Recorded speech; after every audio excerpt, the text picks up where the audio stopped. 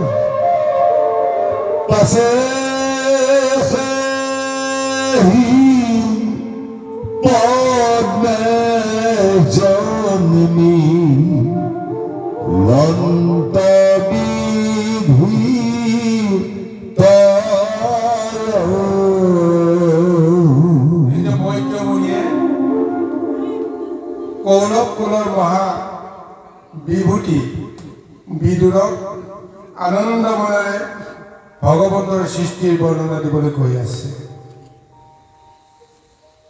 প্ৰভু ভগৱন্তে যেতিয়া সৃষ্টিখন নানা ধৰণৰ লীলা কৰি এটা সময়ত যেতিয়া তেওঁ এলাহ লাগি গ'ল, একেখিনি সৃষ্টি একেখিনি কৰ্মকে কৰি যেতিয়া তেওঁ ভাগৰ লাগি গ'ল, তেতিয়া তেওঁ যোগবিদ্যাৰ আশ্ৰয় ল'বৰ কাৰণে তেওঁ যত্ন কৰিলে আৰু তেতিয়া মহাপ্ৰলয়ৰ জৰিয়তে গোটেই সংসাৰখনকে থাপি টুপি গোটাই পিটাই নিজৰ গৰ্ভতেই পুনৰ স্থান দিলে। এটা স্থান দিয়াৰ পিছত তেওঁ এতিয়া কি কৰিব? যেতিয়া এইখন সংসাৰত বিষয় কৰ্ম কৰিব লগা আমাৰ একো নাথাকে, তেতিয়া আমি কি কৰ্ম কৰিম? তেতিয়া আমি নিজৰ দেহৰ মাজতে ইন্দ্ৰিয় বৰ্গৰ লগতে আমি কিবা এটা কৰ্মত আমি অৱস্থ থাকিব লাগিব। এই ইন্দ্ৰিয় বৰ্গ, যি ইন্দ্ৰিয় বৰ্গ ইটোৰ লগত সিটোৰ কোনো ধৰণৰ সম্বন্ধ নাই, ইটোৰ লগত সিটোৰ মিল নাই, সেই ইন্দ্ৰিয় বৰ্গ একত্ৰিত কেনেকৈ কৰিম তাৰ যিটো ব্যৱস্থা, সেই ব্যৱস্থাটোকে কোৱা হৈছে যোগ, যোগৰ ব্যৱস্থা। সংসাৰৰ প্ৰতি যদি আমাৰ কোনো ধৰণৰ দায়িত্ব নাই, তেতিয়া আমি নিজৰ মন আৰু বুদ্ধিক এটা শক্তি দিবৰ কাৰণে বা আনন্দিত কৰিবৰ কাৰণে আমি যোগৰ মাধ্যম অৱলম্বন কৰিব লগা হয়। যোগৰ ক্ষেত্ৰত যিসকল অভ্যস্ত, এইসকলে এই যোগ কৰ্মটো কৰিয়েই কিমান দিন কিমান কাল অতিবাহিত কৰে ক'ব নোৱাৰে। আৰু সেই যোগটোকে কোৱা হৈছে ধ্যান। সেই যোগৰ জৰিয়তে কেৱল ভিতৰত যিসকল ইন্দ্ৰিয় বৰ্গক, দেহৰ ভিতৰত থকা ইন্দ্ৰিয় বৰ্গক লৈ অভ্যস্ত থকা সময়ত বাহিৰৰ জগতৰ লগত সম্বন্ধ ছেদ হৈ যায়। আৰু সেই ইন্দ্ৰিয় বৰ্গক যেতিয়া একত্ৰিত কৰিব পৰা অৱস্থাত হয়, তেতিয়া এক অৱস অনুভৱ কৰে আৰু সেই অৱস্থাটোকে কৈছে নিদ্ৰা। আৰু সেই অৱস অনুভৱ কৰিলেই সমস্তবিলাক এক হৈ পৰাৰ পিছত আৰু বেলেগ একো কৰিব লগা নথকা সময়ত এক গভীৰ নিদ্ৰাত আচন্ন হৈ পৰে। আজি সেইদৰে প্ৰভু ভগৱন্তে সৃষ্টিৰ কৰ্মৰ পিছত জিৰণি লোৱাৰ ব্যৱস্থাৰে যোগ নিদ্ৰাত যেতিয়া তেওঁ অনন্তকাল, বহু যুগ, হাজাৰ যুগ, দিব্য হাজাৰ যুগ তেওঁ এনেদৰে তেওঁ মহা যোগ নিদ্ৰাত আশ্ৰয় ল'লে। তাৰ পিছতে পুনৰ যেতিয়া সাৰ পাইছে, অৱচেতন মনে চিন্তা কৰিছে, সাৰ পোৱাৰ আগে আগে অকণমান হ'লেও নিজৰ মনত কিবা এটা চেতনা আহে। চকু মেলাৰ আগতে সেই চেতনাটো আমি প্ৰত্যেকে অনুভৱ কৰোঁ। ভগৱন্তৰ ঠিক তেনেকৈ চকু মেলাৰ আগমুহূৰ্ততেই, সাৰ পোৱাৰ আগমুহূৰ্ততেই মনৰ ভিতৰত সেই ভাৱনাটো আহিল যে মইতো আকৌ সৃষ্টি কৰিব লাগিব। সৃষ্টি নকৰিলে মইতো কৰ্ম নকৰাকৈ কেনেকৈ থাকিম? মানে এই বুলি তেওঁ ভবাৰ লগে লগেই তেওঁ দেহৰ পৰা, নাভিৰ পৰা ইমান সুন্দৰ এটা পদুম ফুলৰ জন্ম হ'ল। সেই পদুম ফুলৰ বৰ্ণনাটো দিছে, পৰম শ্ৰীমন্ত পদ্ম দেখি বিপৰীত, যেহেন সাক্ষাতে সূৰ্য ভৈলন্ত উদিত। প্ৰভু ভগৱন্ত নাৰায়ণৰ নাভিৰ পৰা যিটো পদুম ফুল জন্ম হ'ল, সেই পদুম ফুলক হাজাৰ সূৰ্যৰ ৰশ্মিৰ লগত তুলনা কৰিছে। ইমান দীপ্তমান, ইমান এক মনোমোহা, ভাবি আচৰিত লাগিব, যাৰ পোহৰ পৰা পিছত ক্ৰান্তি লাগি গোটেই ব্ৰহ্মজল আলোকিত হৈ আছে। আৰু সেই পদ্মৰ ভিতৰতে এটা পুৰুষৰ জন্ম হ'ল, যাক বিধি বুলি কোৱা হৈছে। বিধি মানে ব্ৰহ্মাৰ কথা কোৱা হৈছে। সৃষ্টিখন যিটো নীতিত চলিব লাগে, যিটো ব্যৱস্থাত চলিব লাগে, সেই বিধি বা ব্যৱস্থাটো প্ৰথম জন্ম হৈছে সৃষ্টি। কিহৰ জৰিয়তে? ব্ৰহ্মাৰ জৰিয়তে, ব্ৰহ্মাৰ ৰূপত। সেইকাৰণে ব্ৰহ্মাক বিধি বুলি কোৱা হয়। কিন্তু সেই ব্ৰহ্মাই পদুম ফুলৰ ঠাই জন্ম হোৱাৰ পিছত নিজকে কেনেকৈ তেওঁ চিনিব পাৰিলে, মই ক'ৰ পৰা আহিলোঁ, কেনেকৈ আহিলোঁ, তাৰ মহাবৰ্ণনা পিছৰ পদত নিশ্চয় দিছে। আহক আমি পদৰ মাজলৈ উভতি যাওঁ। কৃষ্ণ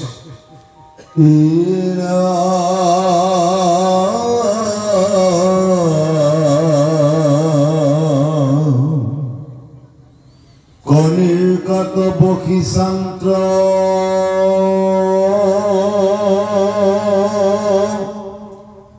হসকি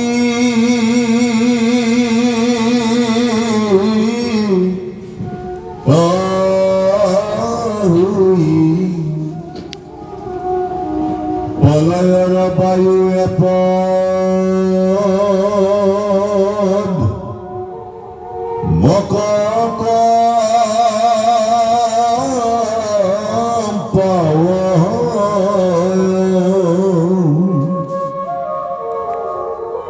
নজানিয়া সৃষ্টি মনে বিতৰ্কী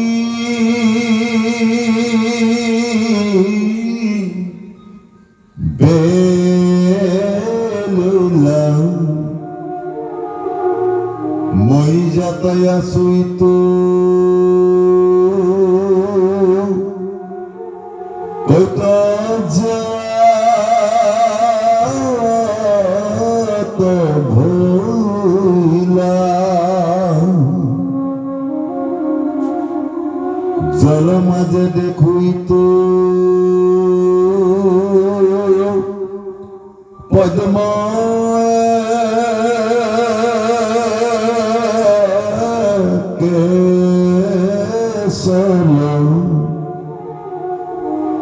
জানুয়ার তলে আছে আধার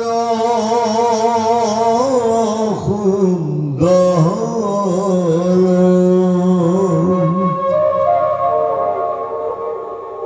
এই বুলি পদ্ম নালে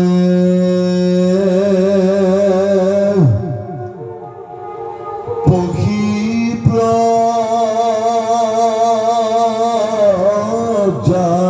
প্ৰজাপতি শতেক বছৰ বিচাৰ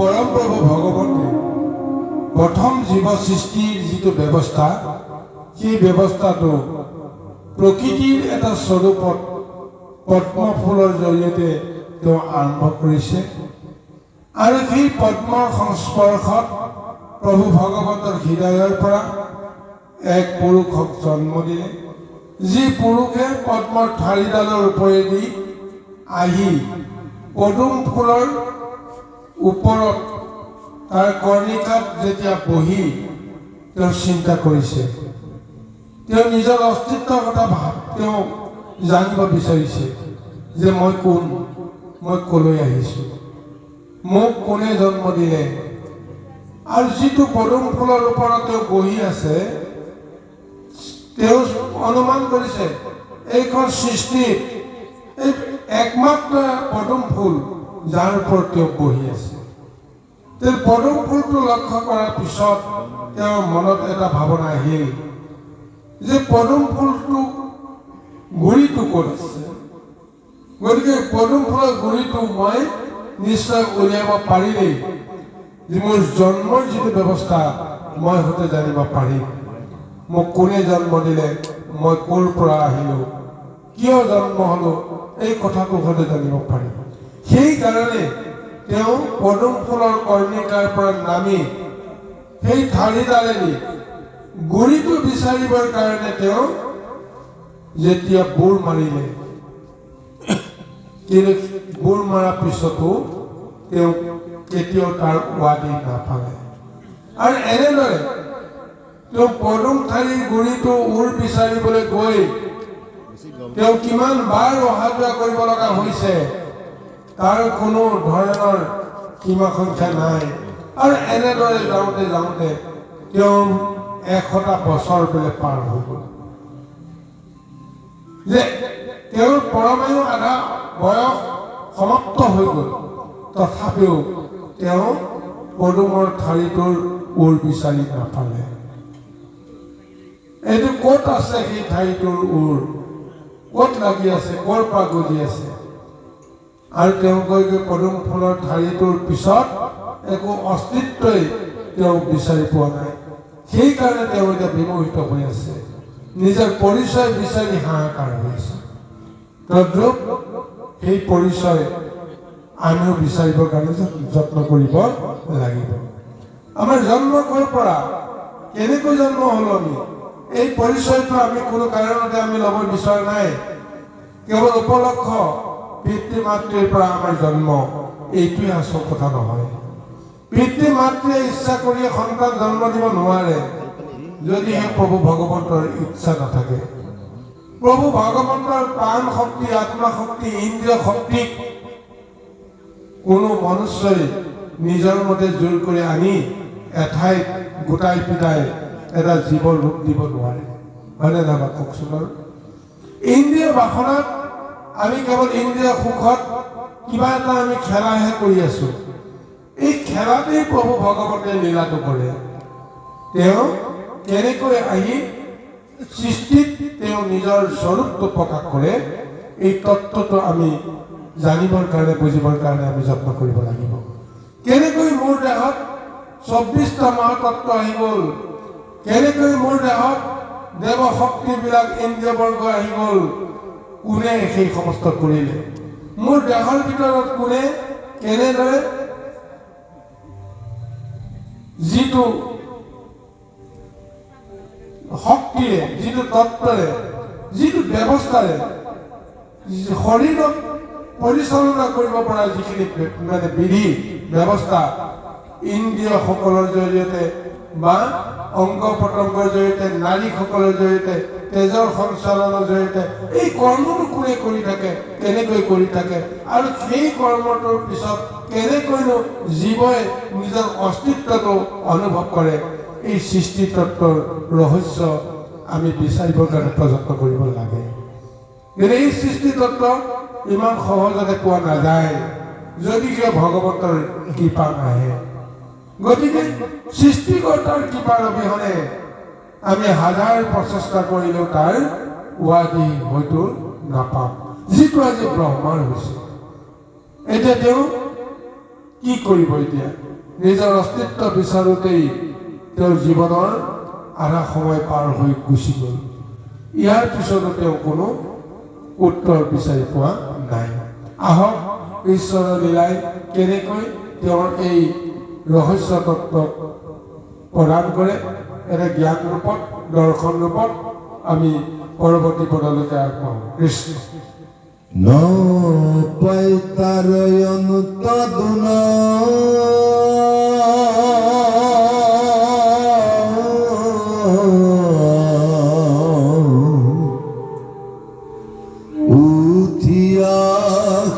উঠিয়াখিলন্ত্ৰ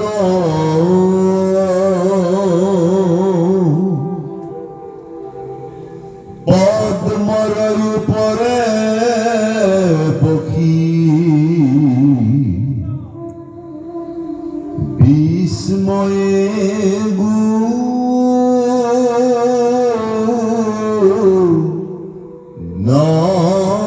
নন্ত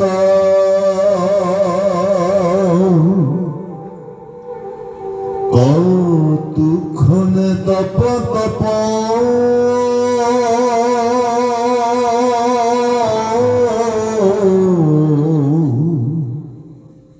শুনিলা বচন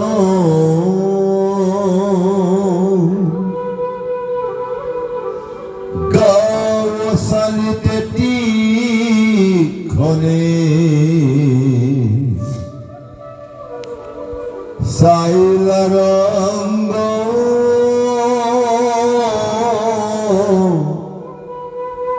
মন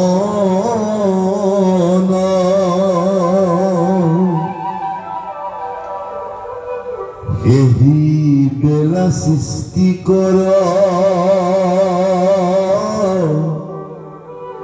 কৃষ্ণৰ কৃপাত চাৰি দিশে চাৰি মুখ লভিলা সাক্ষাৎ পাছে সাৱধান হৈয় বায়ু নিৰোধিয়া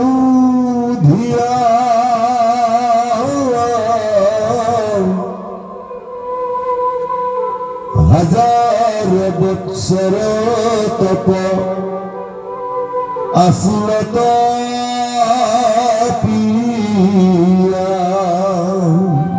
এতিয়া কোনো উৱাদি নাপায় শেষৰ হতাশ হৈ ব্ৰহ্মাই পুনৰ পদ্মৰ ঠাইটোৰ ওপৰলৈ উঠি আহি সেই কৰ্ণিকাত যেতিয়া তেওঁ পুনৰ বহি ল'লে তাৰপিছত তেওঁ হতাশ হৈ চিন্তা কৰিছে মই এতিয়া কি কৰিম বিচাৰি বিচাৰি তেওঁৰ অস্তিত্বটো এতিয়া তেওঁ বিচাৰি নাপালে তাৰপিছতে প্ৰভু ভগৱন্তে তেওঁৰ অন্তৰাত্মাৰ কথা জানিব পাৰি ভগৱন্তে তেওঁৰ অন্তৰত এটা অনুভৱ জগাই দিলে আৰু সেই অনুভৱত তেওঁৰ জ্ঞান চেতনা যেন জাগ্ৰত হ'ল সৃষ্টিত প্ৰথমবাৰৰ কাৰণে তেওঁ এটা শব্দ শুনিলে তপ তপ তপ তপ চাৰিটা শব্দ একটা ধ্বনি চাৰিবাৰ যেতিয়া শুনিলে প্ৰথম শব্দধ্বনিক সৃষ্টিত ব্ৰহ্মাই যেতিয়া উমান পালে ক'ৰ পৰা আহিছে শব্দটো যেতিয়া চাৰিওফালে তেওঁ চাইছে চাৰিটা দিশত চাৰিটা শব্দ তপ তপ তপ তপ চাৰিওফালে চাওঁতে একো দেখা নাই কিন্তু চাৰিওফালে চাওঁতে তেওঁ চাৰিখন মুখৰ সৃষ্টি হৈছে চাৰিটা মুণ্ডৰ সৃষ্টি হৈছে এয়াই প্ৰভু ভগৱন্তৰ সৃষ্টিৰ প্ৰথম আৰম্ভণ একমুখী ব্ৰহ্মা তপ শব্দটো শুনাৰ লগে লগেই তেওঁ চাৰিখন মুখ সৃষ্টি হ'ল সেই শব্দৰ সন্ধান কৰোঁতে চাৰিটা দিশত তেওঁ ঘূৰাই দিওঁতে চাৰিখন মুখৰ সৃষ্টি হ'ল তাৰপিছত প্ৰভু ভগৱন্তে অন্তৰতে থাকি প্ৰথম শব্দ জ্ঞান তেওঁক দিলে তপ শব্দটো মানে কি তপ শব্দটোৰ জৰিয়তে কি কৰা উচিত কি বুজা উচিত এই জ্ঞানটো ব্ৰহ্মাক হৃদয়তে থাকি দিলে ব্ৰহ্মাই বুজি ল'লে মই যাৰ পৰা জন্ম হৈছোঁ তেওঁকে আৰাধনা কৰা তেওঁৰ দৰ্শনৰ অভিলাষ কৰি তেওঁ স্মৰণ কৰাই হৈছে তপ আৰু সেই তপ কৰিবৰ কাৰণে তেওঁ যেতিয়া প্ৰযত্ন কৰিলে হাজাৰ বছৰ পাৰ হৈ গুচি গ'ল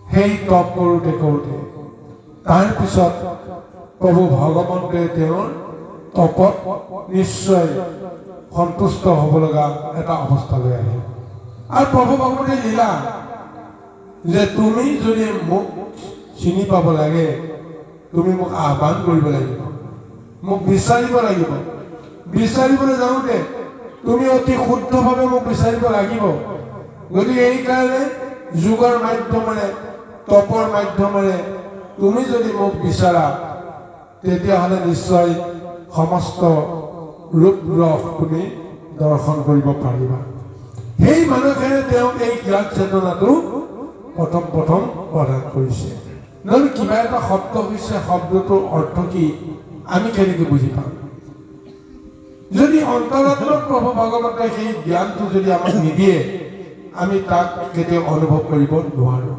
আজি সেই জ্ঞান প্ৰথম পুৰুষ হিচাপে প্ৰভু ভগৱন্তে ব্ৰহ্মাৰ শৰীৰত সেই জ্ঞানৰ সঞ্চাৰ কৰি দিছে কাৰণে তেওঁৰ চেতনা আহিল যে মই তপ কৰিব লাগিব সেই অনুসাৰে এতিয়া দিব্য হাজাৰ বছৰ যেতিয়া তপ কৰিছে তাৰপিছত পৰিণতি কি হয় আহক বাৰু পুনৰ পৰলৈকে আহক কৃষ্ণ অৰাম তেবে বিধি হৃদয়ত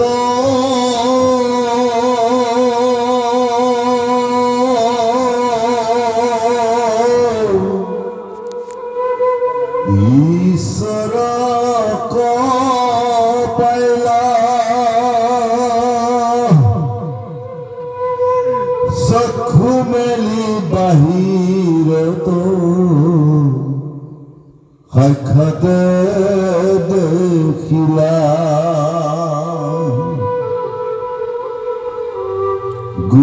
শিলন্ত্ৰ দুখ চাহি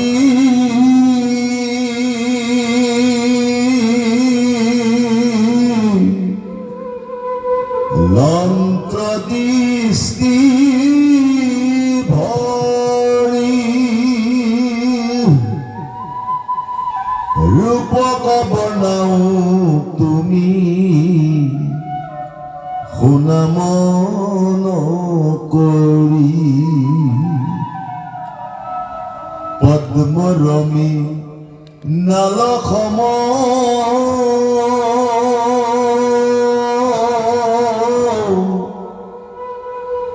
অনন্ত বাসন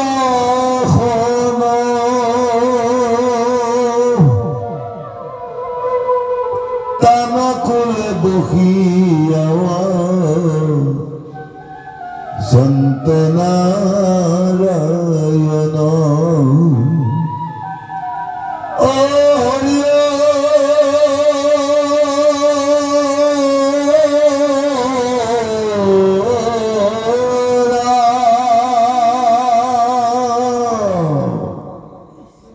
মৰকত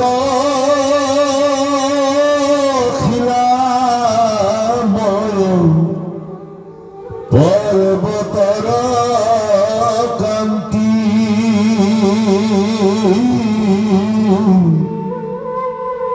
যিনি চাম শৰীৰৰ প্ৰকাশ কৰে ৰাতি কৃষ্ণ। ইয়াৰ পিছত প্ৰভু ভগৱন্তে ব্ৰহ্মাৰ হৃদয়ত তেওঁ এক চেতনা দিলে, যিহেতু তেওঁ এক মনে এক চিত্তে সৃষ্টিকৰ্তাক তেওঁ দৰ্শন বিচাৰিছে। আৰু প্ৰভু ভগৱন্তে ব্ৰহ্মাৰ হৃদয়ত তেওঁ এটা মহাৰূপ লৈ ল'লে। আৰু সেই ৰূপটো দেখি তেওঁ প্ৰথমতে পুলকিত হৈছিল, কিন্তু হঠাৎ সেই ৰূপটো তেওঁ হৃদয়ত নাইকিয়া কৰি দিয়াৰ লগে লগে ব্ৰহ্মাৰ ধ্যান ভংগ হৈ গ'ল। চকু মেলি চালে, চকু মেলাৰ লগে লগে দেখিলে হৃদয়ত যিটো ৰূপ দেখিছিল সেই একেটা ৰূপ বাহিৰত তেওঁ দেখিবৰ কাৰণে সক্ষম হৈছে। কি এক মনোমোহা সেই দৃশ্য! সেইকাৰণে কৈছে গুচিলন্ত দুখ চাহিলন্ত দৃষ্টি ভৰি ৰূপক বৰ্ণাও তুমি শুনা মন কৰি। মধ্যমুনিয়ে বিদুৰক কৈছে, যিটো ৰূপ ব্ৰহ্মাই দেখি চমকিত হৈছে, পুলকিত হৈছে, যিটো ৰূপ দেখি তেওঁৰ সমস্ত দুখ নিমিষতে নাইকিয়া হৈ গৈছে, আৰু সেই ৰূপটোক মই তোমাক বৰ্ণনা কৰোঁ, তুমি একান্ত মনে শুনা। পদ্মৰ মৃণাল সম অনন্ত আসন তানকুলে বকিয়া অচন্ত নাৰায়ণ। পদ্মৰ মৃণাল সম অনন্ত আসন, তাৰ মানে পদুম ফুলৰ ওপৰতে প্ৰভু ভগৱন্তে এনেকুৱা এখন আসন তৈয়াৰ কৰিছে, যিখন আসনত দেখিছে যে ময়ূৰৰ এটা ৰূপ দেখা গৈছে, মৰা চৰাইৰ এটা ৰূপত পদ্ম ফুলৰ সুবাসিত এক মহা আসন, আৰু সেই আসনত অনন্ত বিৰাজিত হৈ আছে। সেই অনন্ত বিৰাজিত পদ্ম আৰু মৃণালৰ মহা সৌন্দৰ্যময় সেই আসনত স্বয়ং প্ৰভু ভগৱন্ত নাৰায়ণ উপবিষ্ট হৈ আছে। এতিয়া আমি সাধাৰণতে অনন্ত আসনৰ যিটো বৰ্ণনা পাওঁ, জলৰ ওপৰত অনন্ত নাগৰ এটা আসন পাৰি গোল হৈ পৰি থকা সেই দৃশ্যটো দেখোঁ। তাৰ ওপৰত লক্ষ্মী নাৰায়ণৰ ৰূপটো আমি দেখা পাওঁ, বা কেতিয়াবা কেতিয়াবা লক্ষ্মীবিহীন নাৰায়ণৰ এই অকলচৰ মূৰ্তিটো আমি দেখা পাওঁ। কিন্তু ব্ৰহ্মাৰ সৃষ্টিৰ সেই আৰম্ভণিতে পদ্মকল্পত দেখা আসনৰ তলত কি ৰূপ দেখিছিল যে পদুম ফুলৰ ওপৰত পদুমৰ আকাৰে এক মৰা চৰাইৰ ৰূপ দেখিছে, তাৰ ওপৰতহে অনন্তে আসন পাৰি বহি আছে। আৰু সেই অনন্তৰ পৃষ্ঠত প্ৰভু ভগৱন্তৰ মহামূৰ্তিলৈ তেওঁ আসন গ্ৰহণ কৰি আছে। এইটো স্বৰূপত বৈকুণ্ঠৰ মহা ভগৱন্তৰ দিব্য আসনৰ যিটো ৰূপ, সেই ৰূপটো ব্ৰহ্মাই প্ৰথমবাৰৰ কাৰণে দেখিবলৈ সক্ষম হৈছে। কৃষ্ণ ৰাম সন্ধ্যাৰ ঘৰ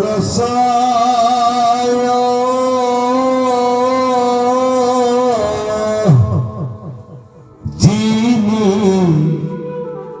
পৰ কাষ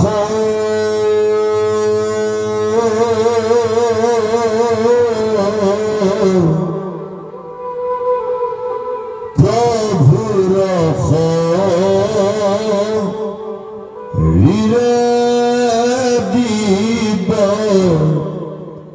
জৰে পিত বাস সুবৰ্ণ কি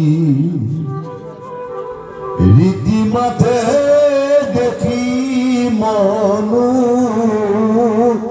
হৰ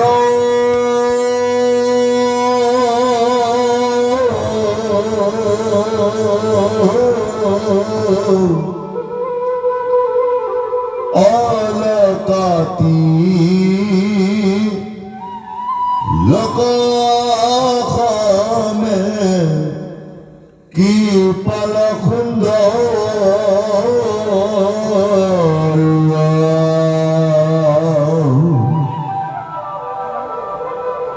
মুখে মন্দ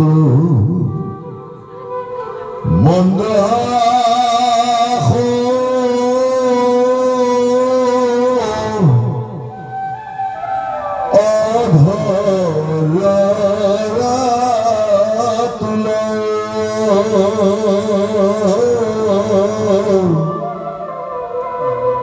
দখন মুকুত যেন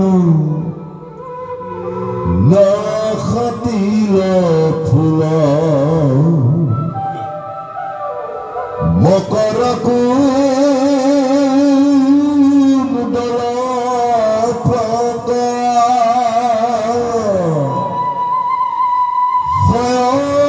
দণ্ডস্থল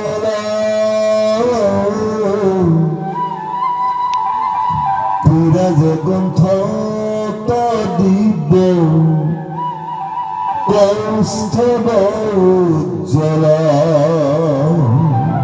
এটা ব্ৰহ্মাই দেখিছে সেইজন পৰম পুৰুষৰ যিটো দিব্য ৰূপ, সেই দিব্য ৰূপত দেখিছে যে শিলাময় পৰ্বতত এক মহা কান্তি যেন সুশোভিত হৈ আছে। শ্যাম তনুৰ শৰীৰে এনেকুৱা এটা জ্যোতি প্ৰকাশ কৰিছে তেওঁৰ দেহত।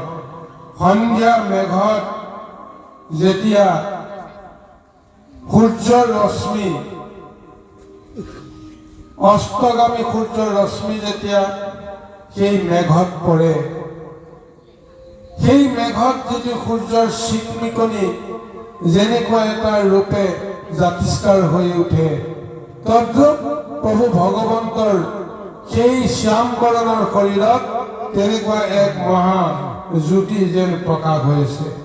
তাতে পীত বস্ত্ৰৰ দিব্য পোহৰে ইমান এক শোভাবৰ্ধন কৰিছে। সুবৰ্ণ কিৰীটিয়ে মাথাত যি এক অলংকাৰিক ৰূপ প্ৰদান কৰিছে আৰু সেই প্ৰভু ভগৱন্তৰ সেই মূৰত থকা অলকা তিলক কপালত ইমান সুন্দৰ এক ৰূপ প্ৰদান কৰিছে। হাহু হাহু কৰা মন্দহাসৰ ৰঙা ওঠ দুটাৰ মাজেৰে কুণ্ডত কটা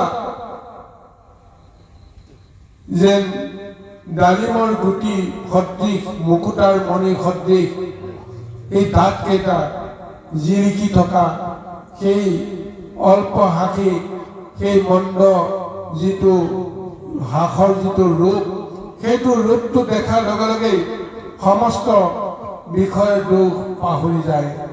আনন্দত পুলকিত হয় তেওঁৰ এই ৰূপটো দেখাৰ লগে লগে আৰু দেখিছে যে মকৰ কুণ্ডল প্ৰকাশ হয় গন্ধস্থল তেওঁৰ গলত আৰু কুণ্ডত মকৰৰ কুণ্ডলে দোলা দি আছে আৰু কণ্ঠত দিব্য কৌস্তভ মণিয়ে উজ্জ্বল এক ৰূপ ধাৰণ কৰি আছে শৰীৰত বক্ষত এনেদৰে মহাজ্যোতি তেওঁ দেখি চিনিব পাৰিছে যে বক্ষস্থলত তেওঁৰ শ্ৰীবৎস পাণ্ডিয়ে ইমান এক সুন্দৰ ৰূপ প্ৰদান কৰিছে লগতে এইখিনিও আমি ক'ব লাগিব যিখিনি মহাবৰ্ণনা আজি ভাগৱতৰ জৰিয়তে আমাক দিছে ব্ৰহ্মাই ক'ৰ পৰা কেনেকৈ তেওঁ সেই জ্ঞানটো পালে যে এয়া শ্ৰীবৎসৰ পাণ্ডি এয়া মুকুতা মালা ইত্যাদি ইত্যাদি সৃষ্টিত তেওঁ প্ৰথম যেতিয়া আবিৰ্ভাৱ হৈছে তেওঁ কেনেকৈ চিনিব পাৰিলে কোনটো কি বস্তু ভগৱন্তৰ ৰূপটো তেওঁ অনুভৱ কৰি হৃদয়ত কেনেকৈ ভাবিলে যে তেওঁ শ্ৰীবৎসৰ পাণ্ডি বা মকৰ কুণ্ডল ইত্যাদি ইত্যাদি এই শব্দ জ্ঞানখিনি তেওঁ কেনেকৈ অনুভৱ হ'ল স্বয়ং প্ৰভু ভগৱন্তে সেই শব্দ জ্ঞানৰ অনুভৱটো তেওঁক দিছে কাৰণ তেওঁ ক'ত আছে ব্ৰহ্মাৰ হৃদয়তে আছে ব্ৰহ্মাৰ হৃদয়ত থাকিয়ে তেওঁ এই স্বৰূপ বৰ্ণনাটো তেওঁ জ্ঞান দৃষ্টিৰে প্ৰদান কৰাৰ কাৰণত তেওঁ চিনি পাইছে যে ৰূপটো এনেকুৱা এইটো ৰূপ আৰু এই ৰূপটো যে দেখুৱাইছে তাৰ মূল তত্ত্ব এটাই যে ৰূপৰ মাজেৰে তাৰ গুণৰ যিটো প্ৰকাশ হয় তাৰ মহত্বৰ যিটো প্ৰকাশ হয়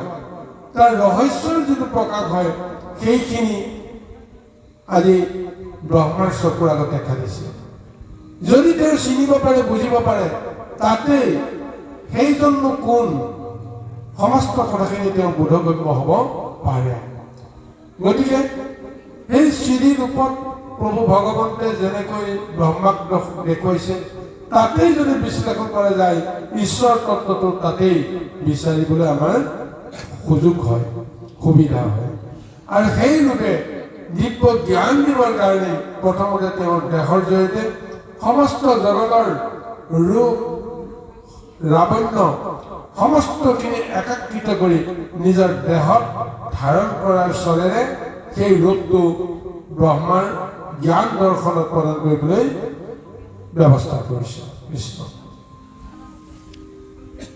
ৰতন মুকুতা পুষ্প ময়মালা ছয়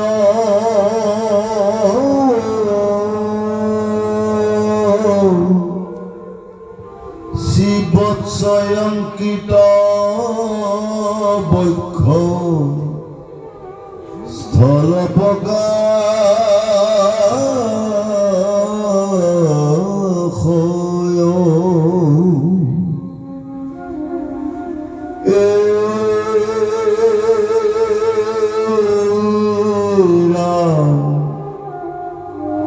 অলংকাৰ সম প্ৰকাশ হয় ভুজ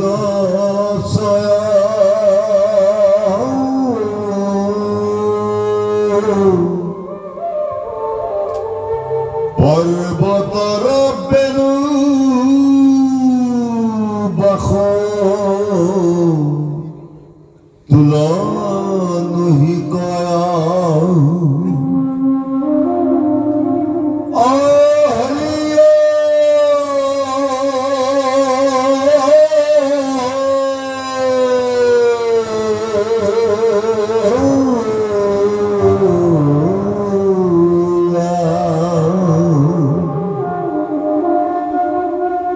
কদম্ব পুষ্পৰ কেশ ৰজনীকান্তি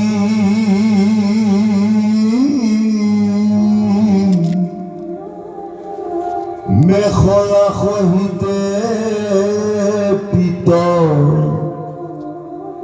বস্তে কৰে ভান্তি উৰুদুই ৰাম কল জংঘা সুবলিত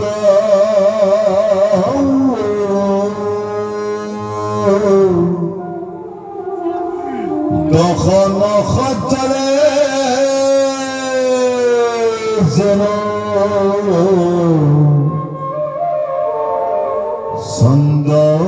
চন্দ্ৰমাউদিত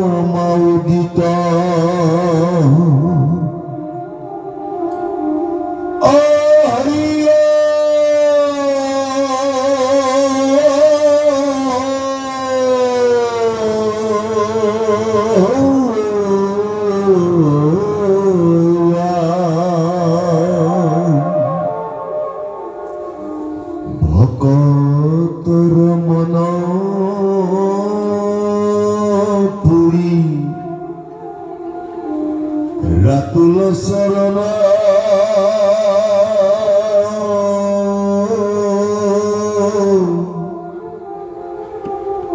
ওপৰক তুলি দেখ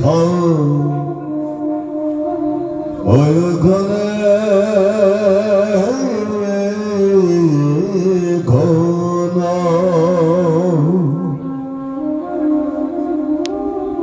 যেন মৰকত শিলা ময় যে পৰ্বত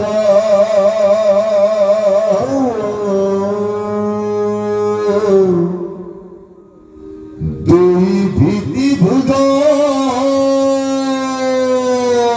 হেন থাক সতত সৃষ্টিৰ প্ৰথম সন্তানৰ প্ৰতি ভগৱন্তৰ কিমান দয়া আছে, মৰম আছে প্ৰকাশ হৈ গৈছে। নিজৰ শ্ৰীৰূপটো দৰ্শন দিয়াইছে যে মই কোন, মই কেনেকুৱা। দিব্য অলংকাৰে সুশোভিত কৰি আলোকিত এক মহা ৰূপটো ব্ৰহ্মাক দেখুৱাইছে আৰু ব্ৰহ্মা সঁচাকৈ পুলকিত হৈছে। তেওঁ দেখিছে কেনেকৈ যে অলংকাৰখনে প্ৰকাশ হয় ভুজ ছয় পৰ্বতৰ বেণুবাস তুলনহি কয়। তেওঁৰ দেহৰ প্ৰতিটো অংগত নানান ধৰণৰ ৰত্নময় অলংকাৰে জাতিষ্কাৰ কৰি উঠিছে আৰু সেই মহাৰূপটো পৰ্বতৰ বেণুবাস তুলনহি কয় বুলি কৈছে। এখন পৰ্বতত ইমান সুন্দৰভাৱে প্ৰকৃতিয়ে মহাৰূপ আৰু লাৱণ্যকে সজাই তোলে। সেই মনোমোহা ৰূপটো যদি আমি আধ্যাত্মিক দৰ্শনে চাওঁ, আমি বিমোহিত হৈ পৰোঁ। নীলগৰ পৰা যদি পৰ্বতক যদি চাওঁ বা গছ নিৰীক্ষক যদি আমি লক্ষ্য কৰোঁ, ক্ষণে ক্ষণে ৰূপ সলাই, ক্ষণে ক্ষণে তাত যেতিয়া ফুল ধৰে, পুষ্প ধৰে, নানা ধৰণৰ ফল ধৰে, প্ৰতি ক্ষণে ক্ষণে তাৰ দিব্য ৰূপ সলনি হৈ গৈ থাকে। যে সেই ৰূপটো ইমান মোহনীয়, আজি স্বয়ং প্ৰভু ভগৱন্তে সেইটো ৰূপ লোৱাত এনেকুৱা দেখুৱাইছে। এই প্ৰকৃতিৰ সেই পৰ্বতৰ মৰকতৰ সেই শিলাময় মহা বেণুময় মহা ৰূপটোতকৈও বহু গুণ যেন শ্ৰেষ্ঠ হয়। আৰু কেনেকৈ দেখিছে প্ৰভু ভগৱন্তৰ সেই ৰূপটো? কদম্বৰ পুষ্পৰ কেশৱৰ যিনি কান্তি, মেখলা সহিতে পীত বস্ত্ৰে কৰে কান্তি। এজোপা কদম্ব গছক যেতিয়া ফুলেৰে যেতিয়া আৱৰি থাকে, কেনেকুৱা এটা ৰূপ দেখিব পোৱা যায়। স্বাভাৱিকতে সেই গছৰ যিটো ৰূপ, পুষ্পহীন কদম্বৰ যিটো ৰূপ, সেই ৰূপে আপোনাক মোক সহজতে মনোমুগ্ধ নকৰে। কিন্তু যেতিয়া সেই কদম্ব গছৰ সুন্দৰভাৱে সুশোভিত যেতিয়া তেওঁ পুষ্প ধাৰণ কৰি থাকে, গোন্ধে যেতিয়া আমোল মৰাই থাকে, ৰূপৰ জ্যোতিয়ে যেতিয়া দশদিশ যেতিয়া প্ৰকাশিত কৰি থাকে, মনোমোহা ৰূপটো দেখি চাই থাকিবলৈ মন যায়। তদ্ৰূপ প্ৰভু ভগৱন্তৰ ৰূপত এনেকৈ এক যেন মনোমোহা ৰূপ তেওঁ কেনেদৰে ধাৰণ কৰিছে, যে মেখলা সহিতে পৃথবস্তে কৰে ক্ৰান্তি, মেখলাৰ সহিতে কঁকালত বন্ধা যিখন টঙালি, সেইখনত আৰু পৃথবস্ত্ৰৰ যিটো জ্যোতি, সেই জ্যোতিয়ে যেন কদম্ব গছৰ পুষ্পই যেনেকৈ মহা শোভা দি থাকে, তদ্ৰূপ ভগৱন্তৰ এই মহা দেহ মূৰ্তিত সেই পৃথবস্ত্ৰ আৰু মেখলাই এক উজ্জ্বল এক ৰূপ প্ৰদান কৰি দশোদিশ আলোকিত কৰিছে। আৰু দেখিছে যে দুই উৰু ৰাম কল জংঘ সুবলিত, দশ লক্ষ জলে যেন চন্দ্ৰমা উদিত। তেওঁৰ শৰীৰটো লক্ষ্য কৰি গৈ আছে, তেওঁৰ উৰু যুগলক লক্ষ্য কৰিছে। ইমান সুন্দৰ মসৃণ ৰামকলৰ গুৰিটোৰ দৰে দেখা গৈছে, চালে চাই থাকিবলৈ মন যায়। আৰু তাতে যেতিয়া তেওঁৰ আঙুলিৰ নখত চকুত পৰিছে ব্ৰহ্মাৰ যেন কোটি চন্দ্ৰমাৰ জ্যোতি, সেই আঙুলিৰ নখ চন্দ্ৰত যেন জ্যোতিমন্ত হৈ আছে। ঠিক এনেদৰে প্ৰভু ভগৱন্তৰ চাৰিখন ভুজত এই এনেকুৱা মহা আলংকাৰিক ৰূপ দেখি তেওঁ তন্ময় হৈ গৈ আছে। সেই ৰূপৰ মহিমা উপমা দিবৰ কাৰণে তেওঁ যেন কোনো উদাহৰণ বিচাৰি পোৱা নাই।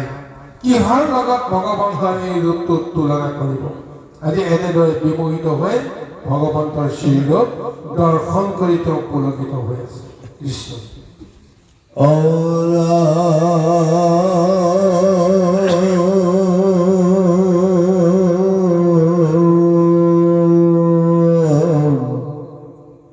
অনুযত যত থাকি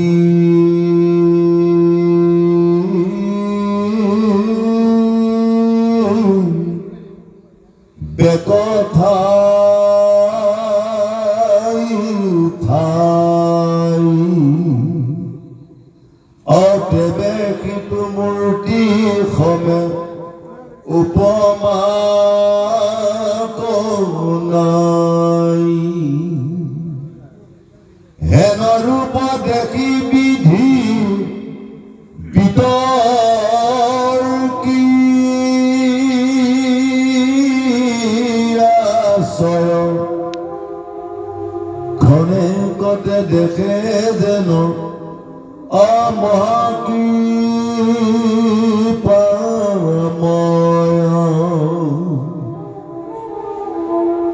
চন্দন বিক্ষৰ সম দেখি ভুজগন, ফলমূল প্ৰায় ভৈল কেউৰ কংকন। তাকো চকু ভীতি স্বৰূপে পেহীয়ে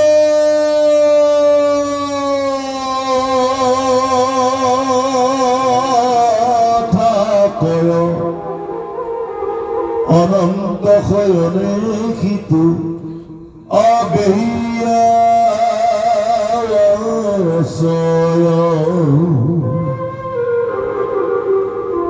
পুনঃ দেখিলত বিধি পৰ্বতৰ নয়,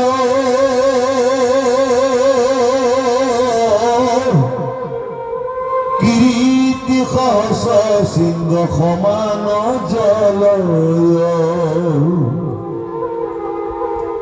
কণ্ঠত কৌস্তভ মণি আতি চমৎকাৰ,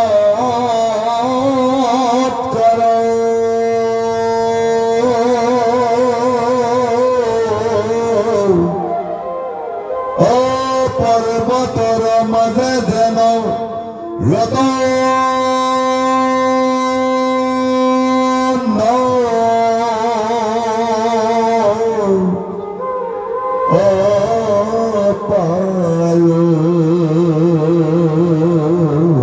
প্ৰভু ভগৱন্তৰ এই মনোমহা মূৰ্তিটো চাই তেওঁতো বুজিবই পৰা নাই যে মই কি চাই আছো, কি দৰ্শন কৰি আছো।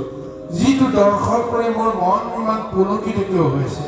মইতো কোনো কাৰণতে সংশয় অনুভৱ কৰা নাই যি কি মূৰ্তি আহি মোৰ সন্মুখত দেখা দিছে এনেকুৱা ভাৱনাটোতো মোক বিচলিত কৰা নাই, কিন্তু তাৰ পৰিৱৰ্তে মোক পুলকিত কৰিছে। কি এক সুমধুৰ শব্দ ধ্বনি তেওঁৰ দেহৰ পৰা যেন আহিছে। তাকে তেওঁ কৈছে যে আনো যত যত থাকিবে ঠাই ঠাই তেবে সিটো মূৰ্তিখনে উপমাকো নাই। জগতত যদি কিবা ভাল ভাল বস্তু আছে সমস্ততকৈও এওঁৱে আটাইতকৈ বেছি ভাল, এওঁ উপমা দিবৰ কাৰণে কোনো আৰু বেলেগ ব্যৱস্থা নাই। হেনে ৰূপ দেখি পিনি বিতকীয়া ছয় খনেকতে দেখে যেন মহা কৃপাময়। এই ৰূপটো দেখি তেওঁ তন্ময় হৈ থকাৰ পিছতে মহা কৃপাময় সেই প্ৰভু ভগৱন্তে অন্য এক ৰূপ তেওঁক প্ৰদান কৰিছে, যিটো ৰূপ দেখি তেওঁ বিমোহিত হৈ আছে। চন্দনৰ বৃক্ষৰ সদৃশ মহাথুলন্তৰ মহাশক্তিমন্ত তেওঁৰ যি বাহু, চতুৰ্ভুজত যেনেদৰে ৰত্ন আৰু অলংকাৰ বিলাকে নুপুৰে বা কেউৰ কংকণে এই সমস্তবিলাক ওলমি আছে। কি ওলমি থকা দেখা পাই তেওঁ অনুভৱ হৈছে যে মহা এক বৃক্ষত ফল মূলে যেন ওলমি আছে।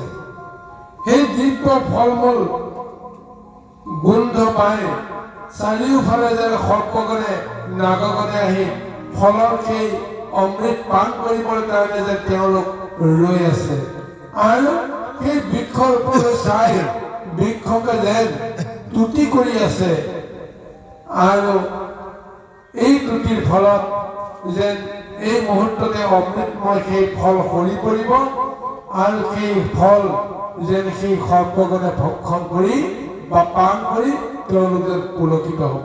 তদ্ৰু প্ৰভু ভগৱানৰ মূৰ্তি ঠিক তেনেকুৱাই তেওঁৰ ৰূপৰ মানে মুকুতা অলংকাৰেৰে সুশোভিত দিব্য শৰীৰটোত এনেকুৱা এটা ৰূপ তেওঁ দেখিছে। আৰু লগতে কৈছে যে কোনো দেখিল অন্তবিধি পৰ্বতৰ নহয় কীৰ্তি সহস্ৰ শৃংগ সমান জয়। পুনৰ দেখিছে যে পৰ্বত সমৰ এক ৰূপত প্ৰভু ভগৱন্তৰ কিৰীটি উজ্জ্বল হৈ জ্বলি আছে। কণ্ঠত কৌস্তভমণিয়ে চমৎকাৰ কৰি আছে। আৰু ইমান সুন্দৰ এক মহামূৰ্তি পৰ্বতৰ আকাৰত পৰিণত হৈ আছে। আৰু তাক চাই ভগৱন্তৰ এই মূৰ্তি চাই যে ব্ৰহ্মা সঁচাকৈ বিমোহিত হৈছে, পুলকিত হৈছে, এনেকুৱা এক অনুভৱ তেওঁৰ জাগৰণ হৈছে। আৰু যিটি নহওক পুৰুষমস্ত আৰু দুটামান প্ৰদৰ্শনৰ পিছতে আমাৰ মহাভাগৱতৰ এক চেগৰ অন্ত পৰিব। গতিকে আমি এইখনতে আমাৰ এই আসনলৈ আমাৰ বিষ্ণু প্ৰভুজনক আমি আমন্ত্ৰণ কৰিম। আমি তেখেতক সাজু হৈ থাকিবৰ কাৰণে আমি আহ্বান জনাইছোঁ। আৰু আমি প্ৰভু ভগৱন্তৰ পদ্মকল্পত যি মহামূৰ্তি আজি ভগৱন্তৰ প্ৰথম ৰূপ দৰ্শন ব্ৰহ্মাক প্ৰদান কৰিছে, যিটো মূৰ্তিক লৈ আজি আমি সমস্ত শাস্ত্ৰত ভগৱন্তৰ ৰূপটো কেনেকুৱা এই মহাবৰ্ণনাবিলাক আমি পাইছোঁ। আৰু এই মহাবৰ্ণনা কাৰ জৰিয়তে পাইছিল? স্বয়ং প্ৰভু ভগৱন্তে ব্ৰহ্মাক যিটো ৰূপ দেখুৱাইছিল। আচলতে এইটো ৰূপ অলৌকিক ৰূপ বুলি কোৱা হৈছে, বাস্তৱ ৰূপ নহয়। ভক্ত কৃপা কৰিবৰ কাৰণে নিৰাকাৰজনে এটা আকাৰ ধাৰণ কৰি সেই আকাৰৰ জৰিয়তে, ৰূপৰ জৰিয়তে, মূৰ্তিৰ জৰিয়তে এইটো জ্ঞান দিবলৈ যত্ন কৰিছে যে মই কোন, মই ক'ত আছো, কি ৰূপত আছো চাই লোৱা। সেই প্ৰভুৰ ৰূপ ৰস মূৰ্তি যদি আমি দৰ্শন কৰোঁ তাতেই ঈশ্বৰ তত্ত্বটো আমি লাভ কৰিব পাৰিম। জ্ঞান দৃষ্টিৰে এইখিনি প্ৰদান কৰিবৰ কাৰণে স্বয়ং প্ৰভু ভগৱন্তে ব্ৰহ্মাৰ হৃদয়ত জ্ঞানৰ দেৱতা হিচাপে থিত হৈ আছে। আৰু বাহিৰত পৰমাত্মা প্ৰভুজনে ব্ৰহ্মৰ স্বৰূপটো জগতত তেওঁ কেনেকৈ ধাৰণ কৰি আছে এই ৰূপটো দেখুৱাই আছে। প্ৰকৃতপক্ষে ব্ৰহ্মাক এক উপলক্ষে কৰিছে, নিজেই নিজৰ ৰূপ দৰ্শন কৰিছে, নিজেই নিজৰ ৰূপ বৰ্ণনা কৰিছে আৰু নিজেই নিজৰ ৰূপ ধাৰণ কৰিছে। এনেদৰে তেওঁ লীলা কৰিছে।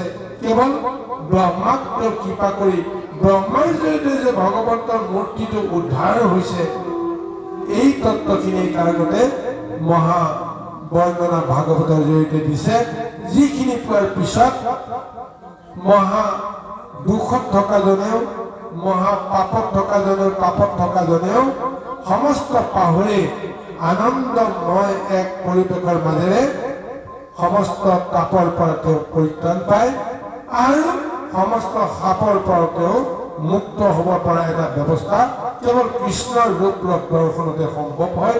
আজি এই দৰ্শনেৰে সৈতে ব্ৰহ্মাক তেওঁ এই ৰূপ প্ৰদৰ্শন কৰি গৈ আছে। কৃষ্ণ আপাদল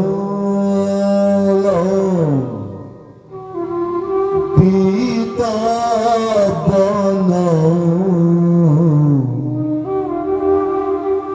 মালা মনু হল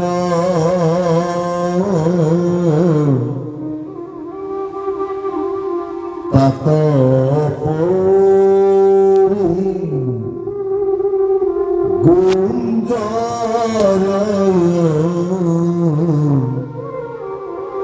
কেদ মধুকর মইনা কপ জন্তে গিরি জলে বেহি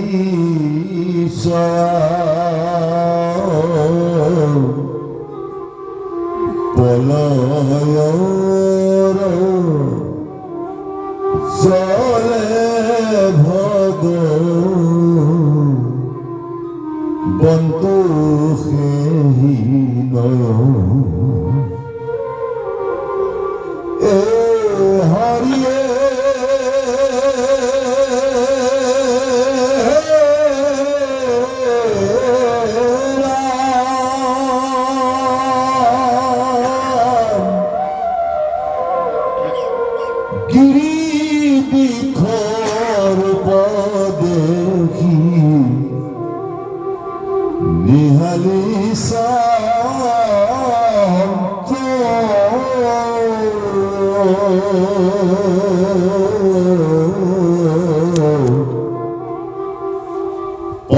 প্রজাপতি হরি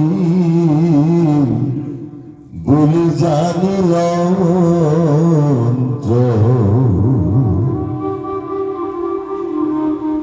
দেখনে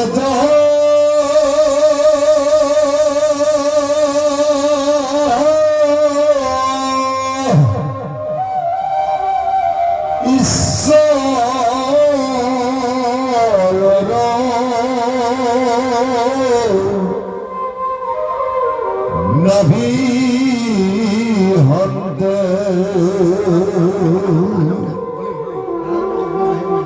অপরামর্শী মন্ত্র পদ্ম আছে প্রকাশনতে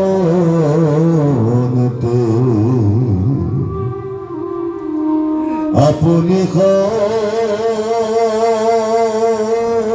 হিতে আনো আশ্রয় জগতে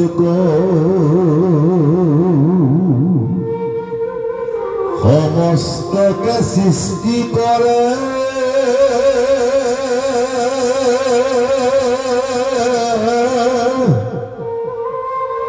দেখিলা পথে প্ৰভু ভাগৱতৰ এই গলত দেখিছে আপাদ লম্বিত বনমালা, এক মনোহৰ ৰূপ লৈ ওলমি আছে আৰু সেই বনমালাত পদ্ম গোন্ধৰ যিটো ৰস পান কৰিবৰ কাৰণে ভোমোৰাই অনবৰতে গোন্ধৰিত হৈ আছে, উৰি আছে। সেই বনমালাৰ গোন্ধই সমস্ত জগত যেন বিকশিত কৰি তুলিছে আৰু দেখিছে চাৰিওফালে ব্ৰহ্মজলেৰে আগুৰি থকা সেই জলৰ মাজত প্ৰভু ভগৱন্তৰ এইটো ৰূপক আগুৰি আছে। জলৰ মাজত এই মনোমোহা দৃশ্যটো দেখি মনোহৰ আসনত উপবিষ্ট হৈ প্ৰভু ভগৱন্তে কাক এই ৰূপ দৰ্শন দিছে। আজি ব্ৰহ্মাই বিমোহিত হৈ চাই আছে। চাই থাকি তেওঁ নিজকে প্ৰশ্ন কৰিছে যে আচলতে এইজন কোন। তাৰপিছত তেওঁ অন্তৰাত্মাত এই জ্ঞানটো আহিছে আৰু সেই জ্ঞানৰ জৰিয়তে তেওঁ চিনি পাইছে যে সেইজন আন কোনো নহয়।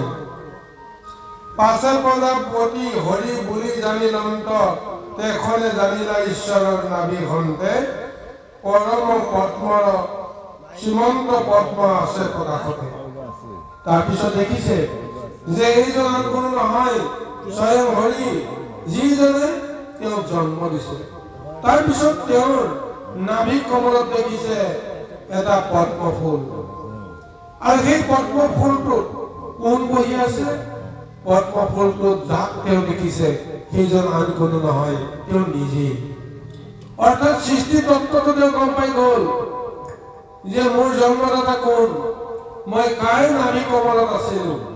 যিটো কমলৰ তলত বা ঢালিডালেদি তেওঁ কিমান বাৰ অহা যোৱা কৰি তাৰ উৰটো বিচাৰি নাপালে। আজি তেওঁ তপ কৰাৰ লগে লগে তেওঁৰ শ্ৰীমূৰ্তিত নিজৰ স্বৰূপটো তেওঁ দৰ্শন কৰি তেওঁ কৃতাৰ্থ হৈ গ'ল। তেওঁ উত্তৰ পাই গ'ল তেওঁ কাৰ সন্তান, তেওঁ ক'ৰ পৰা আহিল, কোনে তেওঁক এনেদৰে এইখন সংসাৰলৈকে লৈ আহিছে। তাৰ সমস্ত তত্ত্ব তেওঁৰ হৃদয়ংগম হৈ গ'ল। কৃষ্ণ গুচিলে কদুষ খেহি ৰূপে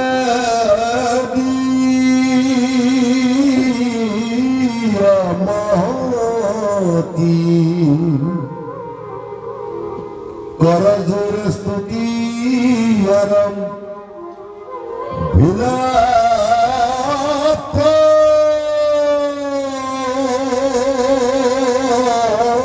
জাপতি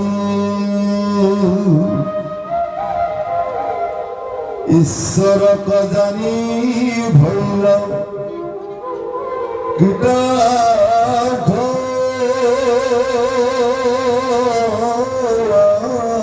আপুনি এই মতে অৰ্থ কদ ৰখি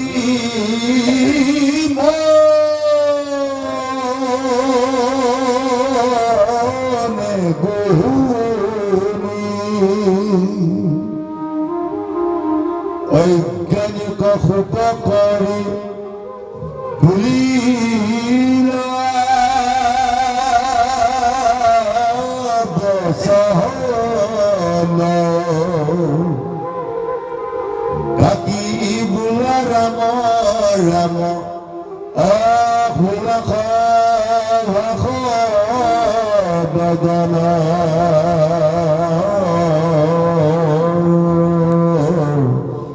কৃষ্ণ হৰি ৰাম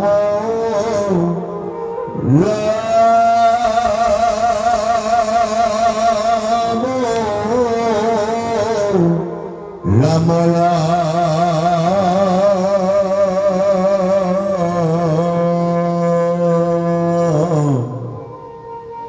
হৰি